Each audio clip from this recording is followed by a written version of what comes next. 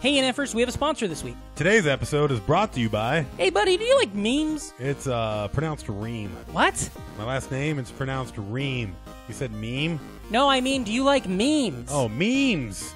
You mean an element of culture or a system of behavior that may be considered to be passed from one individual to another by non-genetic means, especially initiation? Yeah. Oh, of course I do. Well, great, because this week we're sponsored by How to Survive Without Memes.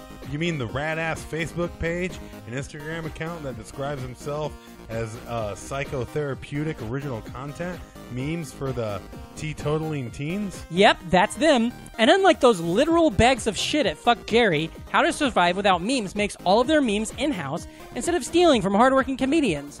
And they rule! They are very funny. Follow them today on Instagram at how_to_survive_without_memes. Yeah, and unfollow Fuck Jerry. Totally. Fuck Jerry. Hey, it's time for... Oh shit, we don't have a theme song. Oh shit, you're right. What are we gonna do? I don't know, like, do we have time to buy something? No, we just have to riff. We're gonna just riff it? Oh shit, it's the Nostalgic Front, a podcast from Patrick and Ream. We like movies, TV, and games, junk food, juice boxes, forgotten things. Oh wow, that was adequate. Yeah, that was, like, pretty good. Yeah, are we just gonna use it for every episode? I think we should. I think we have to. Thank you for listening to the Nostalgic Front. I'm Brandon Ream. And I'm Patrick Hasty. Hello, Patrick. How are we doing today? Fantastic. Baby, how are you? Well, you already said it, baby. Fantastic. That's right. God damn, we have a good one today. Hell yes, we do. We always do. We somehow. I'm going to say this to you in the sense of Well, who else would you recognizing say it and to positivity. on our podcast? Well, I mean, sometimes I say it to the guest. Sometimes I say it to Leif. Mhm. Hey, Leif. Yeah, you get it. I want to say, I think we are on a good run with these fun sizes. Oh yeah. Yeah, I feel like the what was it? Action figures. Very good, very listenable. Mm-hmm. What was the the Neverending Story one we did was very good. Goalie. Fern Gully had its moments. What was 2 episodes ago? Board games. Board games was great. Oh yeah. I really enjoyed it. So I feel like we're on a good run with these. The guests, oh boy, we got to pick those up. You know, we do pick up our guests. Yeah, we do. Well, sometimes we do. And you can pick up our guest episodes every Monday. That's right, on the Nostalgic Front podcast. But today's not a guest episode. Today's not. It's just us. Yeah. And by the way, we also have pay or play contracts. I googled what a pay or play. You didn't know what it was? Oh, it's one of my not most pop, but it's a tweet I like. Isn't it ironic that they all got pay or play contracts? So they must have had great agents. A pay or play contract. Didn't you tweet that? Yeah. So it's a tweet you like. No, I'm saying it's you like your own tweets? I'm saying it's a tweet of mine that I enjoyed. I guess. But it didn't get very popular. It got like 15 faves. Makes sense. Got a Jackie Cation fave. Hey, not too long ago, you'd have been over the moon for fucking 15 likes. I think about that stuff all the time. All the time. If I could go back and tell fucking 2011 Patrick Hasty what you're doing in comedy, he'd If you go back and tell 2011 Patrick Hasty, hey, you will actually have interactions on Twitter. Yeah. You'd have been like, what? What? Goddamn. I'd also, if I went back to Patrick Hasty 2011 talking about Twitter, I'd be like, hey, buddy, cut it out. You know? Oh, yeah. You're going to be deleting a lot of these fuckers in a few years. Yeah. That's the best thing about Time Hop. I love it. Yeah. You can slowly be like, ew. Goddamn. I was going to say, I think we're really hitting a good stride right now, and I think today's going to be a fucking killer. I really do. I think it's going to be a fun one. It's one we've been talking about since the get-go. Oh, yeah. Let them know. And since the get-go. Geico. That's what our show is brought to you by. Today we're sponsored by Geico. Ooh, speaking of nostalgic stuff. Yeah, let me know. Fucking. Oh, the old Geico commercials? Geico's cranking out some of the cavemen. Yeah, buddy, you must just be getting used to TV again because we have that DirecTV app, and so I've been seeing these old Geico. God, I love the cavemen. First name Bob, we outta baby eats a boy. Oh, really? I've seen that one a shit ton, yeah. That's weird because 1-800-COLLECT isn't a thing, so how are people going to get the... yeah. Like, nobody makes collect phone calls anymore. Well, there's also the one with the squirrel runs out into the street and wrecks the car, and then the squirrel's high five. Yeah. But the one, I love the one where it's just the caveman on the moving sidewalk. Yeah, and the song, the do-do-do-do-do-do. It's like that's a good one. He goes by the Geico so easy a caveman can do it. And he's just like, Isn't it crazy they made a sitcom? They tried it. Remember that? Yeah, it's not crazy. Nick Kroll's in it. Yeah. But how many television shows? Great commercials. The sitcom didn't need it. Has it ever happened where it's been successful? California Raisins? Maybe? Where an ad gets a commercial? Well, that's Did the 'cause it's Nestle for Quick? kids. Did the Nestle Quick get a cartoon? No. A Spot from 7-Up? He got a He cartoon. had a video game. Did he have a video game? He didn't have a Spot cartoon. and the Noid both got video games. Yeah. But I really think, I want to tell you this between me and you, and this show, watching a lot, prepping for this week's episode, which I still don't think we've said what it's about. I think there's a market for this. I think this is the thing that we should be working on. And from doing the research, I really came up with it. We'll talk about. Why don't you tell them what we're listening to? What we're going to be talking about today? Today's episode is the Animaniacs. Oh, they're zany to the max. Yeah. There's baloney in their slacks. Bill Clinton plays the sax. They're totally zany. Insaney. No painy, no gainy. Come join the Warner that's what's Brothers been and the stuck- Warner Scissor Spot. That's been stuck in my head all day, considering I've watched too much Animaniacs What? in the last. Is all of the it's like their couch gag.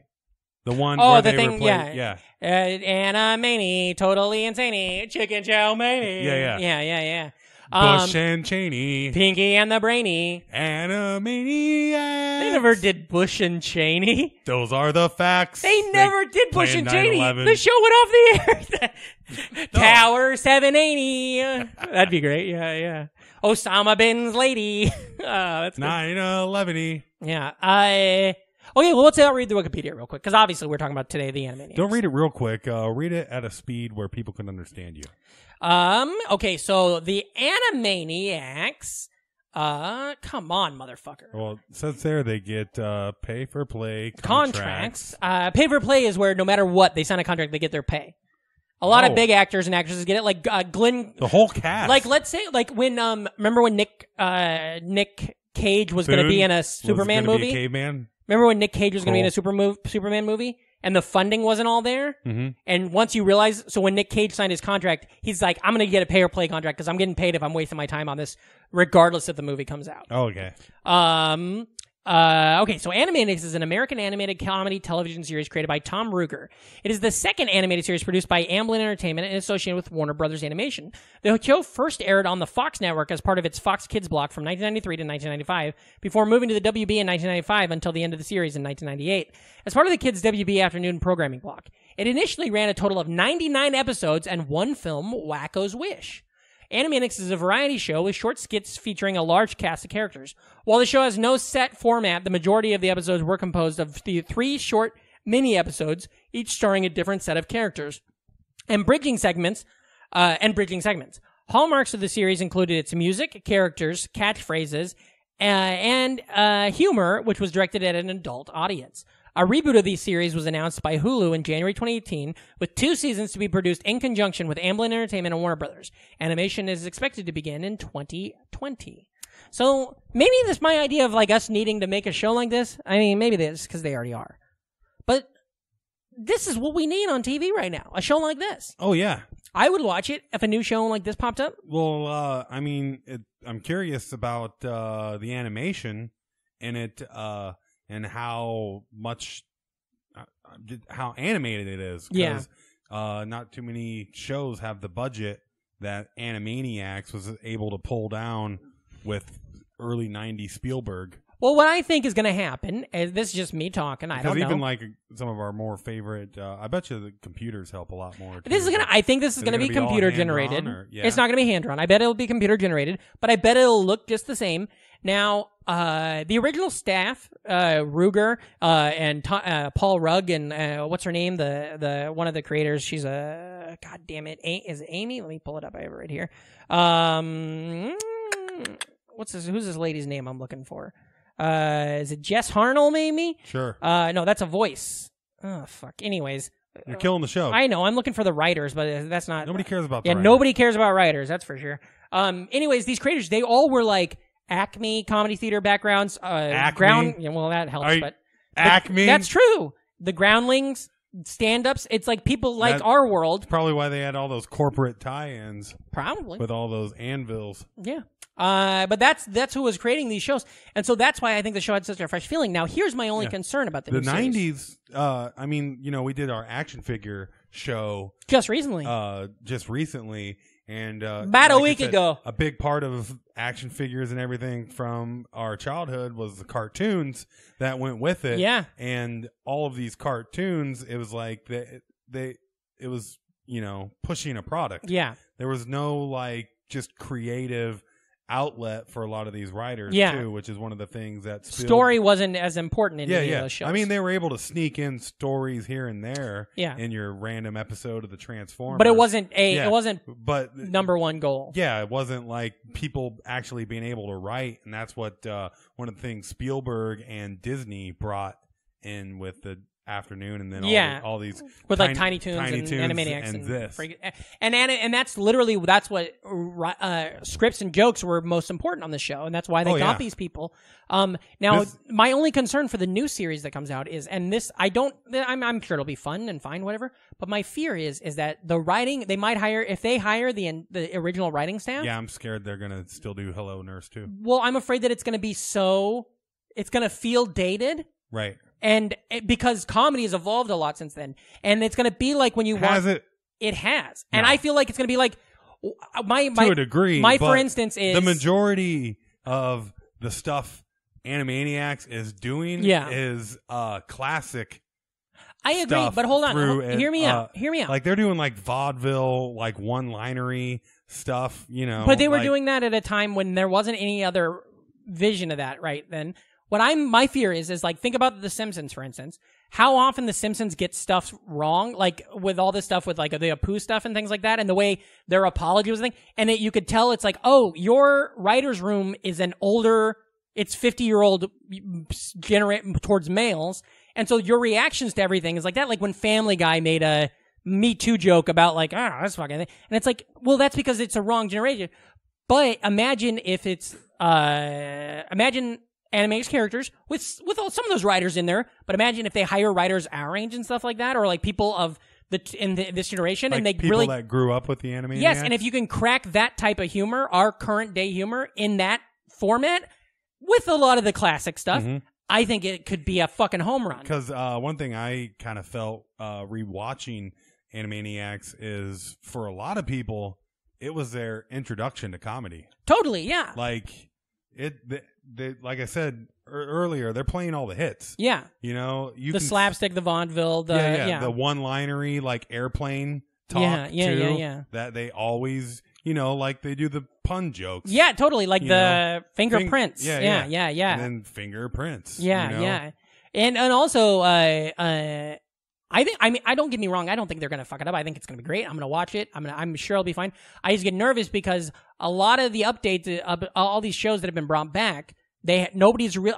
One Day at a Time, which is on Netflix. I feel like they've done a pretty good job of it, but they're still doing that classic sitcom-y thing. But Fuller House feels like it's just a TV show from 20 years ago. The Connors and Roseanne and stuff, it still has a very dated feel. The Murphy Brown reboot had a very dated feel, and any attempt at relevance for today felt like it was written through the eyes of a 45, 55-year-old person. And so I feel like if they did what they did at the beginning with Animaniacs, where they hired a bunch of fucking early 20s, early 20s, early 30s writers, gave them this show, let those people what really teach helps these people the how to do show it. not date itself, though, is when the stars are fucking cartoons from the fucking 1930s. Yeah. Well, not only that, but I mean, one of the reasons those shows look dated when they reboot is because everybody's old. Oh yeah, that doesn't help. I think I'm stoked for it. Because it's something I love so much, and because I feel like I've been burned a handful of times now. I'm nervous of it, but I'm so excited. I watch a lot of Animaniacs on the road now because it's all on Hulu, which is why they're rebooting it. But I watch a lot of Animaniacs, and I enjoy it. I love it. It feels my need. Oh yeah. Did you watch a lot before you did the research for this week? Have you been throwing it on? It's always been one of those like shorthand random things. Yeah. Where you can just be like, you know what? I feel like watching some Animaniacs, and plus YouTube has a lot of stuff too. Yeah. So I've watched. Well, YouTube's got YouTube's great. Animaniac. I mean, when they first came to Netflix. Yeah, that was back a in the day. time Well, to rewatch it as well. 10 years ago this month, or no, 11 years ago this month, I went on a road trip with my family, my sister, and my nephews and at the time. It was even before my niece existed. And we went on the road, and we had a van, and it had a DVD player in it, so I got all of my nephews, who at the time were like 6, 5, 3 years old. That's We watched nephews for you. the first season of I had it on DVD, Animaniacs, and so like we're hanging out in Texas, we're at the hotel, and my nephew is doing, oh hello, I'm what, and like you know what's fun is they literally like ripped off Shining Time Station. Is that what you were gonna say? No, but that's good. But when they were auditioning Wacko, they couldn't figure it out, and they like literally just had the guy. Do you know his name? The voice is Maurice LaMarche. Maybe he's pretty popular. Yeah, I was giving you a chance to sound smart. But anyways, they literally had him just go through a list of impersonations until they landed on like, can you do something beatly? That's what I think would be really fun. I've never worked in animation, of course. I don't think you have either. But I think it would be so fun is you got your cartoon drawing, and then you were just like, okay, we have this cartoon, and let's say this cartoon's name is Jack. And then you could just be like, hello, I'm Jack. Hey, I'm Jack. Oh, I'm Jack. And you fucking, at some point, something would click. Yeah. And you'd be like, fuck, that's Jack. And I think that's got to be like a magical feeling. Oh, I wish somebody did Buster Bunny for the first time. Somebody did Yakko for the first time. Somebody did Wacko and, Ringo I wish I did could go Wacko back for in the time. first time. I wish I just spent hours as a kid trying to learn impersonation. That's the best magic trick out there. Yeah. How What great could would you it be do? to be We've done this before on the show, yeah, but did you have any good ones? No. Arnold? Yeah, I your don't Arnold's even do a great. good Though. Arnold, Your Arnold's but- phenomenal, buddy. Wacko. pedestrian. When this show was the thing I was saying though is it was really interesting to have all of my nephews in 2008 living and breathing Animaniacs. I had to buy them the DVDs. Yeah. But then what do you think when they went back to school and they're like, hello, I'm Wacko, and everybody at school is like, what the fuck are you talking about? We don't know what that is. You know? Yeah, until the next week when the teacher rolls in the TV on the United States, Canada, Mexico, Panama. Yeah. I spoke like Wacko for a year. Oh no! I would only do that voice forever. When I was a kid, when this show was on. I definitely tried to do the burping opera. Oh yeah. You're gonna make somebody sick. I can't. It grosses me the fuck out. Don't do that. But I loved it though. And I love there's a real I guess what's the right word I'm looking for? Positivity of it, a sense, a heartfeltness of it, with a ironic cringe. There's also a there's not a sardonic version. There's not an ounce of cynicism in those Warners. But there kind of is, but not in a bad way. If that makes sense. Like a lot of like, maybe it's not cynicism, but like a lot of like, you're procrastinating. Good night, folks. Like there's a little bit of on that. But it's not negative, and that's what I really enjoyed about it, and that's what I wanted as a kid. And that's how my humor is to this day. That's why, like, yeah, you can go up and be a negative or something like that, or like shows like, how many years did we watch House be an asshole, or you know, did we watch these shows where people are, and this is what I enjoy, and my humor was based around. It's interesting. You see it. This is during a time where you're also seeing a big trend in animation, where they're writing for the other market, adults. Yeah, Simpsons, Ren and Stimpy.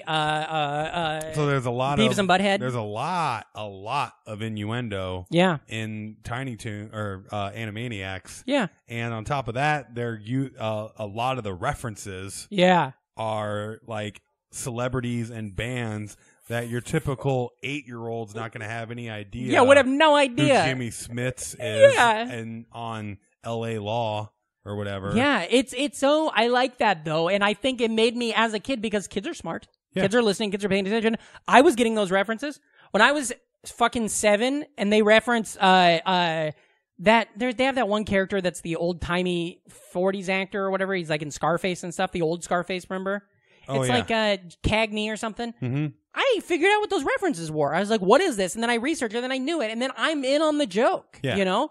And I think kids are smarter than that. That's why I think like when you're like watch what you say around kids because they're paying more attention than you think. I think the joke was always, oh, it's going over these kids' heads, but I think they're fucking figuring it out. You know, they're getting it. Yeah. Or they're not, or if they're not, they're figuring it out faster than you think. You know. But and one thing that Conjugate, I haven't even kissed a go. Yeah. Something that I love too about the show was it satisfied my I guess it's love of variety television, but I didn't like variety television. Like Sonny and Cher was always on, and I never gave a shit. I liked SNL a lot, you know, but only because it was like cultural, you know. Well, it's a variety show by name, but if you're a kid, like as me watching it, it's just a half-hour show of like they set it up like your Looney Tunes. Yeah, totally. You know, so you're just watching a collection of 3 shorts. You know, here's your 3 and that's little 10-minute cartoons. Like at the same time, a couple hours later, I'm going to be watching TNT Toons. Yeah, and it's going to be an hour of like Bugs Bunny and Pink Panther and shit. And that's a variety show. Well, what I loved, one thing I loved about this was like let's say I'm watching The Sims, or let's say I want to watch an episode of The Simpsons. Mm-hmm. And I'm like, okay, that's great. I love it. It's cool. I'm in. And then the next is an episode of Animaniacs. I don't know. Like you turn on the TV, you flip, and The Simpsons is on. In the first 5 seconds, you're like, I know this episode. This is going to be a great episode. I know all these jokes. But then if you're watching Animaniacs, the episode starts, it starts with the Yakko Wacko, and maybe they're running from the security guard, and you're like, okay, I remember this. But you don't know what the fucking next part. Maybe some people have that encyclopedic, but it's like, whatever the next thing is, like, oh, cool, it's a Slappy Squirrel episode. Oh, it's a Katie Kaboom episode. Oh, they're going to do this. Oh, there's a Wheel of Morality. Oh, it's a, and I like that. And I still, when I watch the DVDs to this day, I love that. Well, again, I like not knowing what's next. It's cool. I mean, just using these 3 cartoons as an arc where you can see like Tiny Toons, because a lot of these people are from Tiny Toons, and of course they're both produced by Spielberg. Yeah. Tiny Toons, it's like, all right, we're going to make this show that's going to be like Kid Looney Tunes, and so they didn't get as much creative control because they are already falling under these archetypes that they're that are already established. And then Animaniacs comes out and they're able to go full bore and like make all these wacky wacko stuff that's more out there. Yeah, like I know some of the ideas they wound up not using. They had like they had a Petri dish soap opera. Totally. Yeah. The cutting floor. And it was originally going to be an idea for, it was going to be, which became later on, there was a Plucky Duck show. But that's what they were thinking. And I loved the thing of where Spielberg or his people, they were like, okay, we want you to do this next show, figure out what it is, and we want it to have like a tent pole. We want it to have like a big name. And he was just like, fucking Water Tower is pretty goddamn big. And I like that because that's literally like, that is thinking outside the box in a way I really enjoy. Yeah. Whereas, and the way that they also, it was brilliant the way that they got introduced, where they were classic cartoon characters that were also too wacky. And when I was a kid, and they locked them away. When I was a kid, I was always a little bit like, I wonder if there ever was a real a kid's buying Animaniacs cartoon back in the day. Just like how when C-Lab came out, C-Lab 2021, I remember, which I was in college, but I was like, oh, fuck, C-Lab 2020 was a thing. Yeah. It's like, I like that. I like the idea of that, callbacks, And so, like, I really wasn't for sure. And I liked how they were always on the run. I liked how they had a psychiatrist, and I liked their teacher. I liked when it was just Yakko Wacko and Don, I liked their elements. I liked the way they used all 3 of them. Plus, they drop them throughout history, too. Totally, yeah. They don't really, like, need to explain, like, oh, yeah.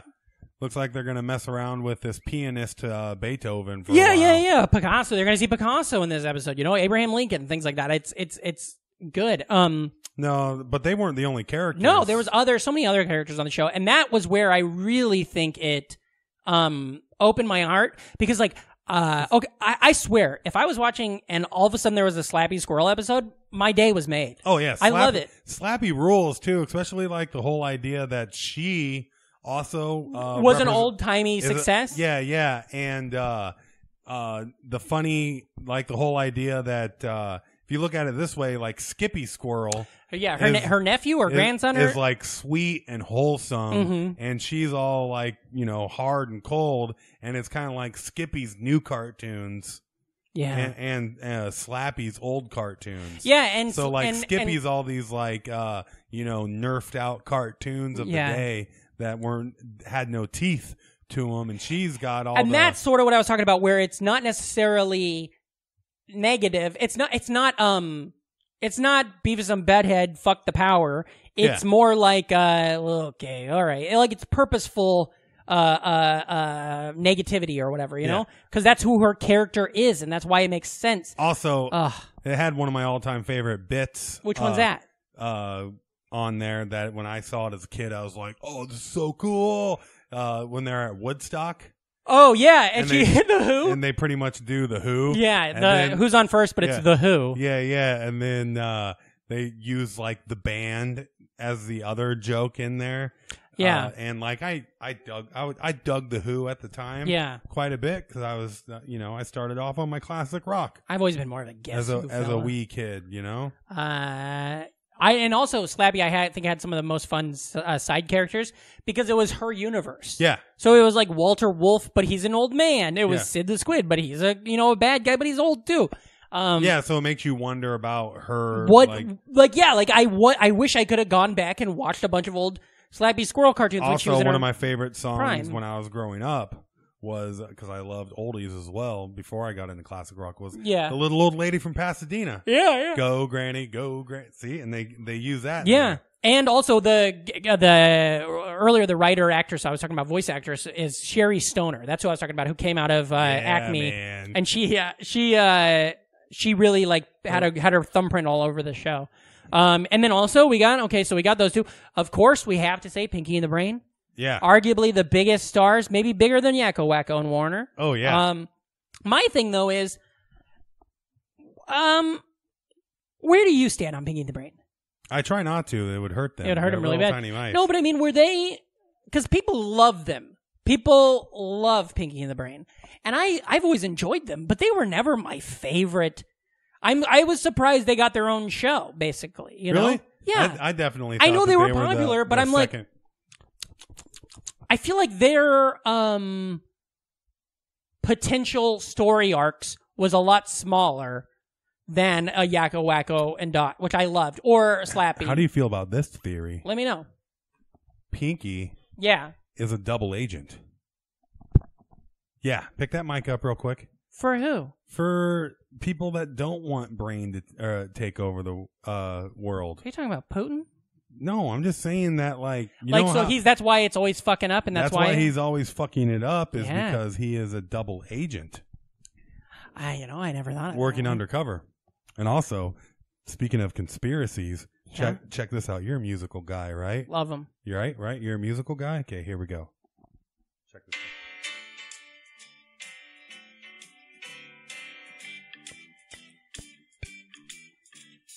Pinky in the Brain. It's Pinky in the Brain. What a one is a genius, the other's insane. To prove their mousy worth, they'll overthrow the earth. They're Pinky and the Brain. What the fuck? Yeah. Gene fucking Kelly. God damn, I never even thought of that. Yeah. Singing in the rain, Pinky in the Brain. I'm singing in the rain. I'm singing in the rain. Oh, what a feeling. I'm singing in the rain. I don't know the words of that one, but that's crazy. I didn't know, yeah. Oh, wow. Isn't that fun? Yeah. But I feel like I don't want to get it. I don't want to, like, don't put a fucking thing on me that says I hate Pinky in the Brain. But I was surprised the way that they were the ones that blew up out of there. Because I feel like it's so one trick pony. One of them wants to control the world. Yeah, they can do anything they want. Yeah, but that's a fun little plot. It is, but I much rather like where it's open-ended, where on an episode, Yakko, Wacko, and Dot can have so much more. Yeah. I like that. Or side stories. I love... Plus, you're a musical guy. Rita and Runt. I love Rita so much. I like how Runt never knew he hated cats, and he would always be like, he would always be like, let him. He had that same attitude as the Cowardly Lion from... And that's another example of them being able to throw around some of that Spielberg cash. Yeah. They got Bernadette Peters. Yeah. Who's one of my goddamn... boy, I saw her. You know that. I've seen her. Yeah. In real life. I thought she was Madeline Kahn. I thought I was looking at a ghost. Mm-hmm. Love her. You of course remember Bernadette from our. No, I also remember Madeline Kahn. Rest in peace. She related to Nausicaan and Pandacon and Shere Khan. Shere Khan and Khan from Star Trek. Wrath of Khan. Whenever I see Frank Welker, because he was the voice of Runt, he's the voice of everything. Yeah, but I always think of Peter Weller. So it always in my head, I'll be like, "Oh fuck, RoboCop is the voice in this." But yeah, Reed and Runt were great. The God Pigeons? Good Feathers. Good Feathers. Yeah. They got a decent chance to take down that number 2 spot too. Well, a lot of good Feather stuff out there. They are good, and what's funny though is that's one of those situations. There's a good Ray Liotta narration too throughout it. Yeah, that's one of those situations where like. Yeah, kids shouldn't get this joke. Yeah. But it's so new. Goodfellas came out like in 90. And so they're referencing this in such a big way 2 years later, 3 years later, you know? But I loved that. I really did. I think they had a lot of really great stories. I was a big fan of Mr. Skullhead. Oh, yeah. He could have had his own thing because... all those smaller interstitial ones, yeah. And Good Idea, Bad Idea. Yeah. Well, that's basically like that feels like John Handy stuff. Oh, yeah. My all-time favorite one that cracked me up was Good Idea.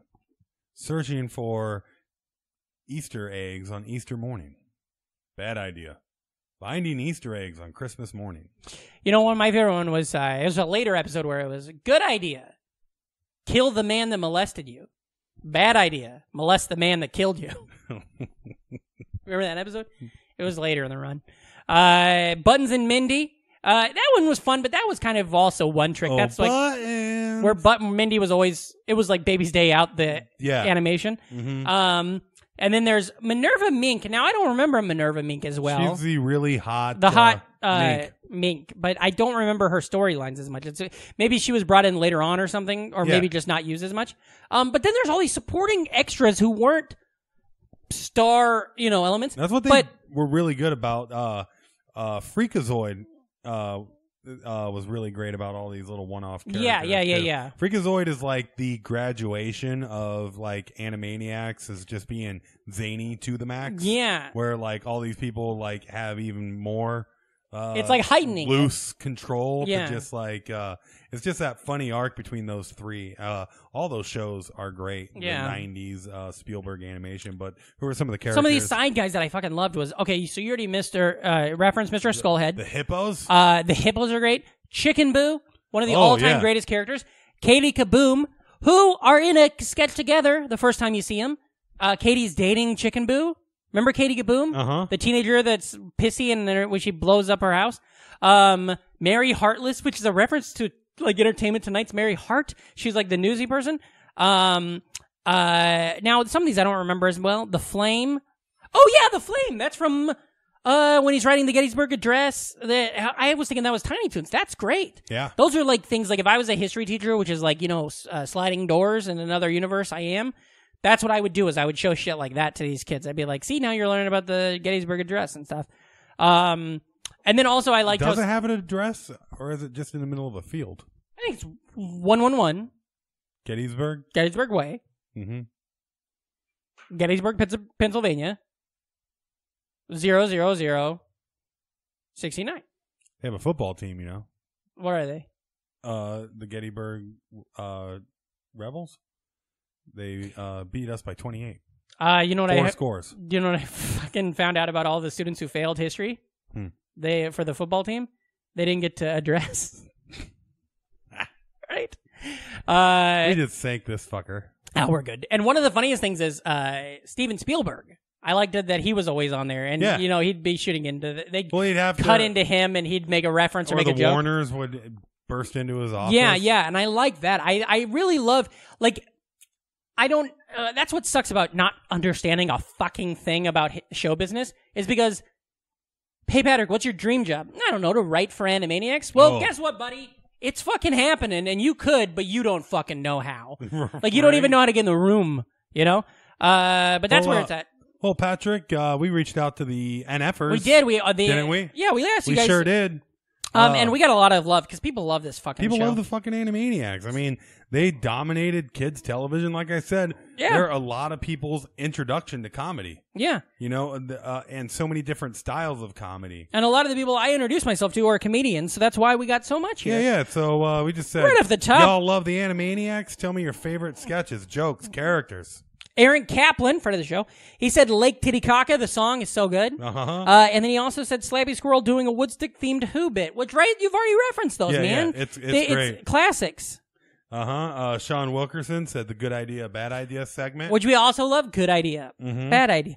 It Good is very Jack Handy. Yeah, good idea. Do you have a favorite Jack Handy? Yeah, definitely. I remember more Jack Handys than I do Good Idea. Oh, yeah. My favorite Jack Handy is, everywhere you go, carry 2 bags of groceries. So that way, if anybody asks for your help, you can say, sorry, I'm holding these 2 bags of groceries. Or if you're walking down the street and you see somebody threw a mannequin off a roof, catch it because, hey, free mannequin. Right. There's so many Jack Handys. Oh, yeah. We should do a Jack Handy fun size. There That'd you be good. go. If you ever drop your keys into a pool of lava, don't bother going in after them because, man, they're gone. God damn it, I'm wrong. The best Jack Handy of all time. That's great, by the way. I didn't mean to take away from it. Best Jack Handy, my favorite one of all time. You sure did. You If you undercut met, it. I loved it. If you met 2 people named Hambone and Flippy, which one do you think would like dolphins more? You want to say Flippy, right? But it's not. It's Hambone. That's genius. I love have you ever been in a room when all of a sudden something screeches across the room and clings onto somebody's neck and you can't help but laugh because what is that thing? I don't know that one. That's good. How about this one? When I was a kid, my dad one time told me he was going to take me to Disney World. And so he put me in the car and we drove all day, but he ended up just pulling up into an empty forest and said, "Oh no, Disney Disneyland World burned down." That's- And he laughed and laughed, and he was going to take me to Disney World, but it was so late we just went home. Yeah. Oh, what about this one? Mark Van Onen said Pinky in the Brain. Yeah, baby. I mean, classic. I don't get me wrong. I don't dislike Pinky the Brain. Narf. I just think I'm surprised Right. that they were as big as they were. Well, it's more about scale. Talking about dinosaurs now? No. You were surprised that they are as big as they were. Yeah. And it's like, Oh, they, you're right, they aren't yeah. giant mice. Yeah, every once in a while you see them by a fork and you're like, Jesus Christ. You ever look at seen the the size of that one? fork. Do you like the one though when Brain becomes Garth Brooks? Yeah, when he has the big old cowboy legs and he goes on the Tonight Show Yeah. with Dolly Yep. Parton. This is a heavy snorting episode. There's a thing he says in there where she says something. She's like, "You're the cutest guy," and he's like, "I bet puberty was weird for you." He makes some big tit joke. Jake Hart. Jake Hart. Said I have to potty. Which is that? Which episode is that a reference to? know. We'll have to Google it. People love it. Here we go. Charlie Vergos. Charlie Vergos said, loved their educational songs, especially the one about all the processed ingredients in ice cream. Upon rewatching the Dr. Scratch sketches and Chicken Boo were dumb as hell in highest sense of the phrase. Yeah. Chicken Boo was ridiculous. Yeah. They like pull off a fake mustache. They'd be like, "He's a chicken." Yeah. He wears a disguise to look like human guys, but he's not a man. He's a chicken boo. Cassandra D said, I do not like when they keep sexually harassing that nurse who was just trying to do her damn job. Yeah, it was a different time. Oh no, what? Yakko was canceled. She has a name. It's Hello Nurse. Yeah, Yakko's canceled. Brett Hiker, who Brett's gonna come on the show soon. He wants to be on the show. Yeah. And there's so many people. In one sketch, a teacher asked Yakko to conjugate, and he replied, "Me? I never even kissed a girl." Over the last 20 years, I've almost used that same response to almost any question with a big word. I love that, and that's a lot better than the Teenage Mutant Ninja Turtles movie joke where they tell Casey, "You're claustrophobic," and he goes, "I never even looked at another boy." Steve Jennings says he loved all the Randy Beeman joke segments. Oh fuck! I forgot about Randy. We didn't even mention him. Yeah, would he just come up and say like a weird thing? Yeah. Okay, bye bye. Brett Mercer says Chicken Boo is goddamn funny. You're right. Ahmed Khalif. Well, look at that. That's 2 Detroit comics right in a row saying Good Feathers. Actually, I think Ahmed's from Minnesota. Cooper Bank back in with the Woodstock Slappy Skippy Squirrel. Yep. Evan Rabelis from Austin said the Sistine Chapel episode is so fucking funny. Yes, that's a good one. Where they do Michelangelo. Sarah Schaefer Brighton said the Wheel of Morality. Of course. How's Turn. that go? Tell us give the lesson that we should learn. And it gets boring. They said that they loved those when an episode would run long or short because they could put that in there and Filler. they get all the animation is already Yeah. done. Jonathan White said, "Hello, nurse." Alex Murray. It's also funny when Dot would do that, or Oh yeah, when Dot would sexualize somebody. Or well, hello, Mel. Yeah. Or I mean, she'd really take the piss out of the two boys too when she. I'd fuck Dot. Yeah, especially that yeah. curvy Dot. Yeah, she's a thought. More like Dot, more like thought. That's pretty good. I'll tweet that from our Dot account. Warner, more like Thought Warner. Yeah. Alex Murray said the Great Wackaroody. Oh, that's the burp one. Yeah. What are they, dogs? Or are they Warners? They can't be dogs. They're right? not dogs. Hey, did you see that new Lion King trailer? They got real dogs. That's a tweet from Andrew Klein that I cannot stop thinking of. When that Lion King thing, when they drop the Lion King, Yakko does. What is it? I don't remember. Then he holds it up over the cliff, and then he accidentally drops Simba. Oh, that's fun. Jeez, man. Do you even know what the show's about? Melanie Rinder-Hart, who is a NFer from Glenwood, Iowa, said, OMG, the survey ladies, do you like beans? Do you like George Wendt? Do you like to watch old movies with George Wendt eating beans? Who doesn't like George Wendt? Everybody likes him. You know, really likes him. Jason Sudeikis. He's his uncle. His uncle, yep. Adam Carlson says the fingerprints. I laugh my ass off to this day. And if you don't know that, it's they say fingerprints, and then Dot is holding the singer Prince and says, "Ooh," and he goes, "No fingerprints," and then they do the. Yeah. All right. Good night, ladies. Will Carey also seconded good idea, bad idea? Trent Norris said absolutely. Rob Paulson, the voice acting, did this song entirely on the first take, which is mind blowing. Oh, that's the Yakko's World. Wow. Yeah. United States, Canada, Mexico, because they Bangladesh. have. That's. I mean, we would be. That's not it, Patrick. Why is this here? Thanks for fucking up my thing. Here it is. And now, the nations of the world, brought to you by Yakko Warner. This is out of date. United States, Canada, Mexico, Panama, Haiti, Jamaica, Peru, Republic, Dominican, Cuba, Caribbean, Greenland, El Salvador, too, Puerto Rico, Colombia, Venezuela, Honduras, Guyana, and still Guatemala, Bolivia, then Argentina, and Ecuador, Chile, Brazil, Costa Rica. And the rest. Yeah, we know the world, okay? Yeah. That's great. Kevin O'Shea said the remake of Apocalypse Now where Marlon Brando is a Jerry Lewis-type director. I remember that one. That's a good one.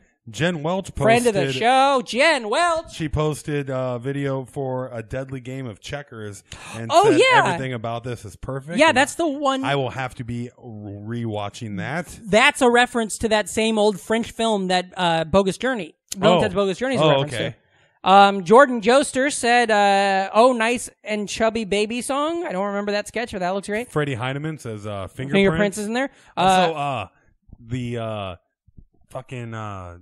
Get along, little doggies. That's a good one. And then they find gold at the end. I remember that. Joshua Sorrell said parody of Fiddler on the Roof with the Good Pigeons. Two references I would not understand until years later, but I understand the basic premise. Singing Fiddler's tradition as a tribute to Martin Scorsese was both weird and catchy. And also Josh Seconds. Holy shit, can we talk about the Slappy Squirrel segment where she was a nervous breakdown because Siskel and Ebert gave her a bad review? I recall that being really fucked up. Oh, I could see that. Our guy, Anthony Lebedo, back in, he's saying Pinky in the Brain. Yeah, back. You know, Pinky, a lot of people people love love Pink, it. I understand. It's just not for my shit. Sam Zelich says, cause he's not a man, he's a jigaboo.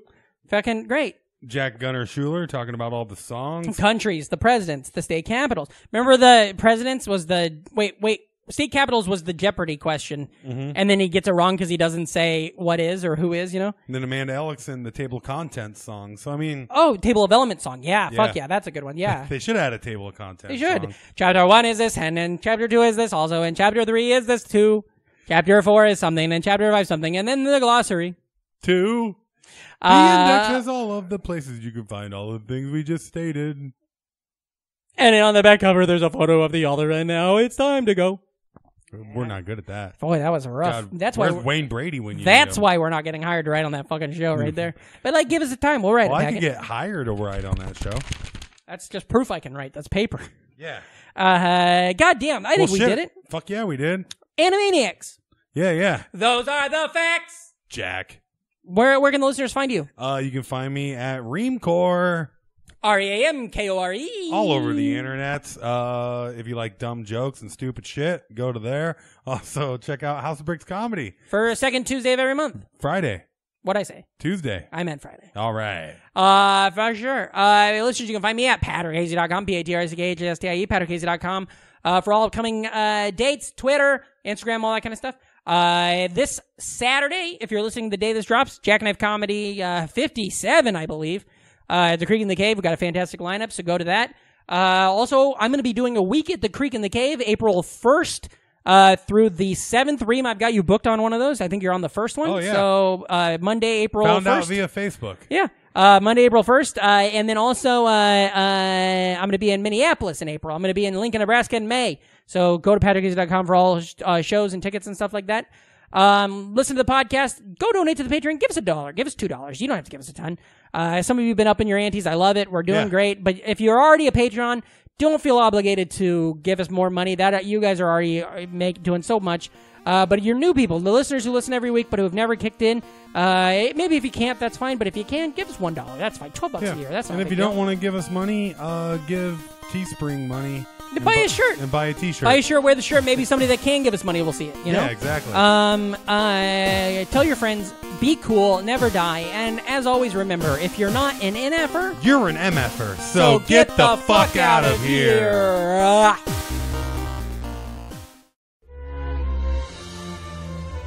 Well, that's our show. Hope you had as much fun as we did. We're touched, so you be touched. Good night, everybody.